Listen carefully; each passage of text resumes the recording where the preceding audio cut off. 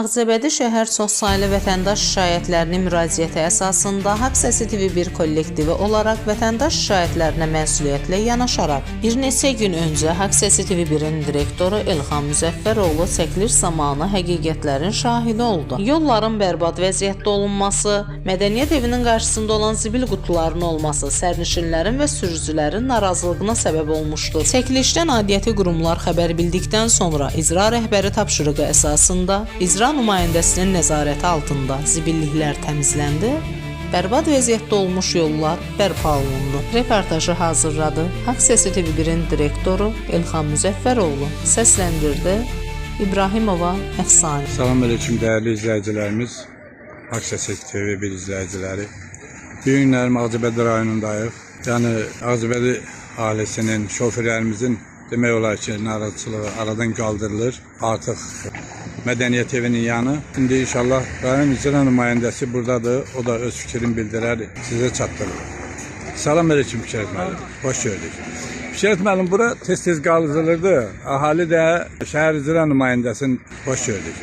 Fikrət müəllim, bura tez-tez qaldırılırdı. Ahali də şəhər icra nümayəndəsinin narahatçılığı ona bildirirdi. Bu nətər oldu? Bura nəyə görə tez-tez qazılırdı? Bilirsiniz, məsələ ondan ibarətdir ki, burada vaxtı ilə su çəkilərkən Azərbaycan tərəfindən bu xəttə problem var idi və bu xətt yerin altında tez-tez dağılırdı. Yəni, partlayırdı, su çox böyük su ikisinə yol verirdi, həm də asfalta dağıdırdı. Təzyiqli olduğuna görə. Asfalta da dağıdırdı. Bunu dəfələrlə təmin olunsa da, bu yenə də bu dağılırdı. Və biz bununla bağlı Azərbaycan rayon icra hakimiyyəti başçısı tərəfindən dəfələrlə mərkəz yazıldı ki, bu problem aradan birlik qaldırılmalıdır. Bu tez-tez bu dağılır, bu belə ola bilməz. Və bir çox müraciətlərdən sonra indi hal-hazırda Azərbaycanın yerində yaranmış Dövlət Su Ehtiyatları Agentliyi onlar məsələyə baxdılar və demək olar ki, buradan bax mədəniyyət evinin qabağına protokora qədər olan məsafəni, onlar bütün bir məsafəni şəhərimizə atılırsa bir məsafə idi, onu xətti tamamilə yenidən dəyişdilər. Və dəyişəndən sonra və bunlar bilirsiniz ki, bura şəhərin mərkəzidir, burada qalın asfalt götürürlər və biz yenidən onlara müraciət edirdik ki, bu beləsinlər.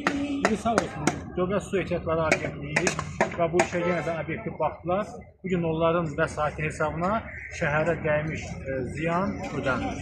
Bir daha biz Su Ehtiyatları Dövlət Agentliyinə öz təşəkkürümüzü. Fikrət müəllim, bir də xeyli narazılıq var bu şəhərin daxili yollarında demək olar ki, çuxurlar əmələ gəlibdir.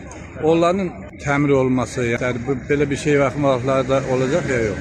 Bəli, indi şəhərdə bəli, bir çox çağlar əmələ gəlibdir və bunun gəlmə səbəblərindən də biri, yenə deyirəm, su xətlərində oluncan tez-tez yenə qəzalar baş verir.